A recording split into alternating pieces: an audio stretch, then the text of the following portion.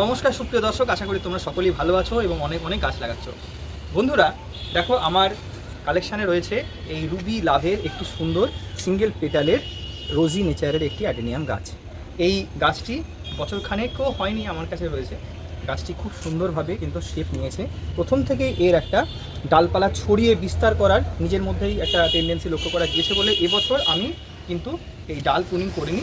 জানি না কী করবো ভবিষ্যতে, কারণ এই সিজনেও করতে পারি, আবার নেক্সট সিজনের জন্য ফেলে রাখতে পারি। তবে হ্যাঁ, মিডিয়াটা আমি চেঞ্জ করে দেবো, যেহেতু প্রায় 6 মাসের উপরে এই মিডিয়ার উপরে গাছটা দাঁড়িয়ে রয়েছে। কিন্তু যেটা খুব ইন্টারেস্টিং ব্যাপার হলো, দেখো এখানটায় অ্যাডেনিয়ামের কিন্তু একটা সিড পট তৈরি হয়েছে। শিঙের মতন দেখতে এই সিড পটে কিন্তু যদি হেলদি এইরকম সিড পট হয় তাহলে প্রায় কিন্তু 80 থেকে 100টা বীজ মতন হতে পারে, যেখান থেকে আমি নতুন গাছ তৈরি করতে পারি। আজকের এই ভিডিওতে থাকবে এই রকম বীজ থেকে যে আমরা সিডলিং তৈরি করতে পারি, কিভাবে তার প্রসেসটা হয়, কত সোজা হয়।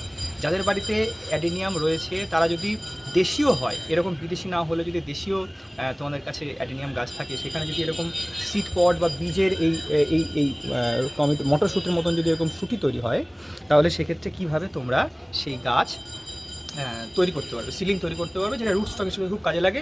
আমি জানি না এর বীজ থেকে কী ধরনের নতুন গাছ আসবে, কীরকম তার ফুল আসবে, কিন্তু এই কাজটি করতে আমার খুব ভালো লাগবে। আমি তোমাদের দেখাচ্ছি কীভাবে এই সিড পট থেকে নতুন সিডলিং তৈরি করার জন্য জার্মিনেশন যে প্রসেস সেটা কী। এই রকমই একটি গাছে আমার কিন্তু এই কয়েকটা বীজ কিন্তু দাঁড়িয়েছে। এটা মায়া ভ্যারাইটির অ্যাডেনিয়াম থেকে কিন্তু এটা সংগ্রহ। এ দেখো সেই বুড়ির সুতো যেরকম হয় সেই রকমই কিন্তু, আর এখানে রয়েছে কিছু বীজ।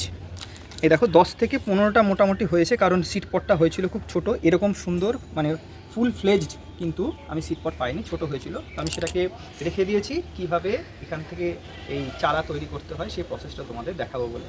তো আজকে তোমাদের সাথে সেই প্রসেসটাই একটা শেয়ার করে নিচ্ছি। তার জন্য লাগবে এই রকম কিন্তু একটা কোপটি, যার নিচে কিন্তু আমি ড্রেনেজ হোল করে নিয়েছি। ওই পেরেক গরম করে এরকম কিছু আমি ড্রেনেজ হোল করে নিয়েছি। এখানটাতেই আমি সেই বীজগুলোকে বসাবো, সেটাই তোমাদেরকে আজকে দেখাবো। এই যে এইগুলো তো অপ্রয়োজনীয়, এগুলোকে আমি রিমুভ করে দিচ্ছি আস্তে আস্তে।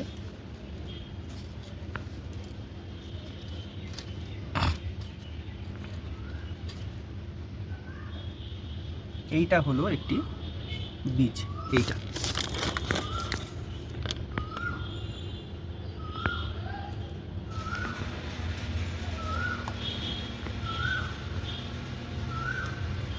প্রকৃতির লীলা কত চমৎকার।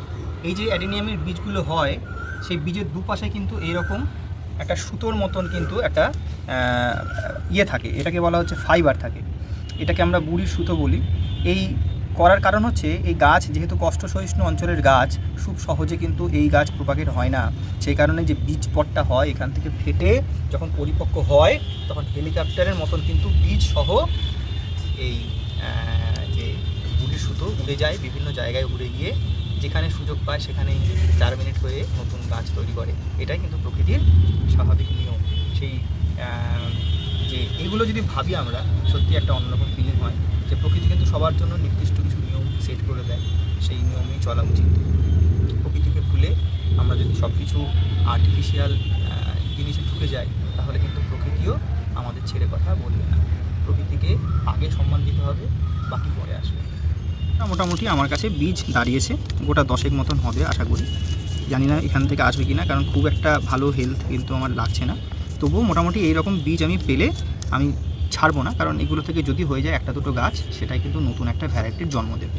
যেহেতু এটা দেশি নয়, এটা একটু অন্যরকম, তোমরা বুঝতেই পারছো। মায়া ভ্যারাইটির অ্যাডেনিয়াম তোমরা নিশ্চয়ই সকলে জানো কত সুন্দর হয়। একটা রোজি ডবল পেটালের মাল্টি পেটালের একটা অ্যাডেনিয়াম গাছের একটা ভ্যারাইটি, দুর্দান্ত। এই জন্য আমি চাইবো যে এইখানটায় এই নতুন যে সিডলিং থেকে যে গাছটা আসবে সেটা কীরকম ফুল দেয় সেটা দেখার জন্য কিন্তু এই গাছটা আমি করছি।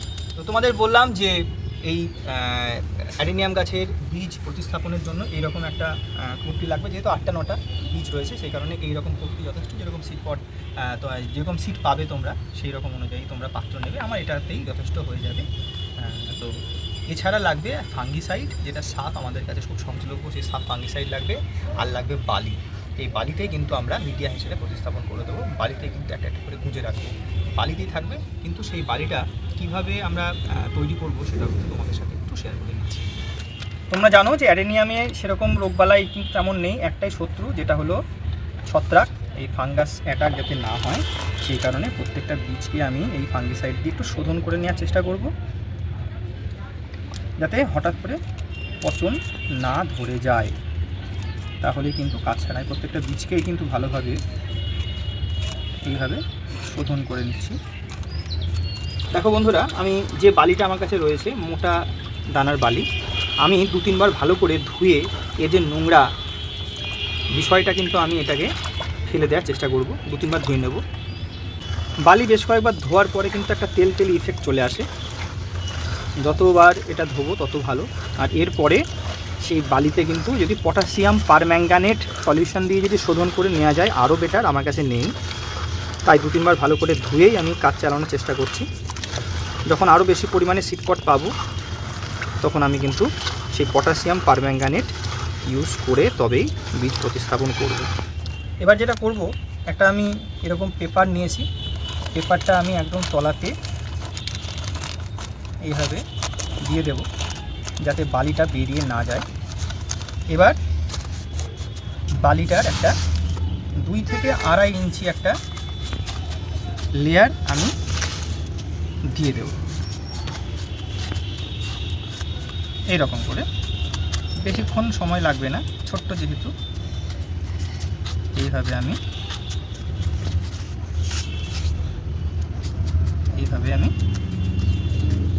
একটা দেখো 2 ইঞ্চি মতন লেয়ার দিলাম। মিষ্টির যে কপটিগুলো হয় সেখানেই করছি, খুব সোজা একটা কাজ। এবার এই বীজগুলোকে জাস্ট শুয়ে শুয়ে দেওয়া, এটা কিন্তু লম্বা করে দেওয়ার কোনো জায়গা নেই, শুয়ে দিতে হবে।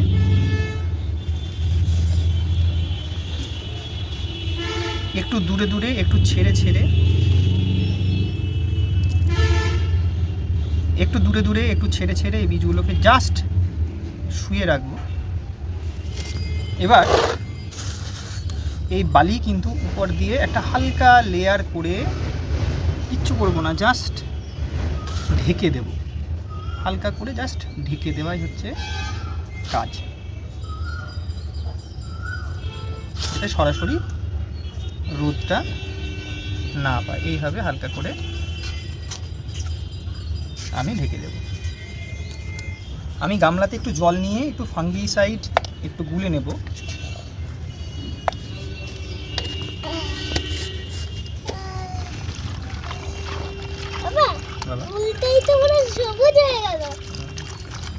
একটু গুলে নিলাম।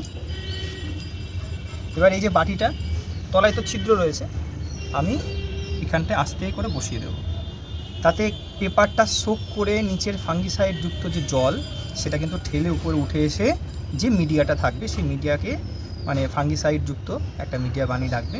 যখনই এই বালি শুকিয়ে যাবে তখনই কিন্তু আবার আমি এরকমভাবে গামলা এটা বসিয়ে দেবো, যতক্ষণ পর্যন্ত না সিডলিং তৈরি হচ্ছে। এবং এই যে জিনিসটা, এটাকে কিন্তু সম্পূর্ণভাবে রোদে রাখবো আমি, কারণ রোদেই অ্যাডিনিয়াম গাছ ভালো হয়। এইটা যখনই মোটামুটি মাসখানেক মতন সময় যাবে, পার হবে, তখন কিন্তু এখান থেকে কিন্তু নতুন চারা দেখা যাবে, এটা আমি আশা করি। তো এই হচ্ছে প্রসেস, একটা সিড পট থেকে এরকম ভাবে প্রসেসের মাধ্যমে নতুন চারা তৈরি করা। তো খুবই সহজ পদ্ধতি তোমাদের সাথে শেয়ার করলাম। যাদের অ্যাডিনিয়াম গাছের এইরকম সিড পট তৈরি হচ্ছে তারা কিন্তু এইভাবেই নতুন নতুন গাছের চারা তৈরি করতে পারো।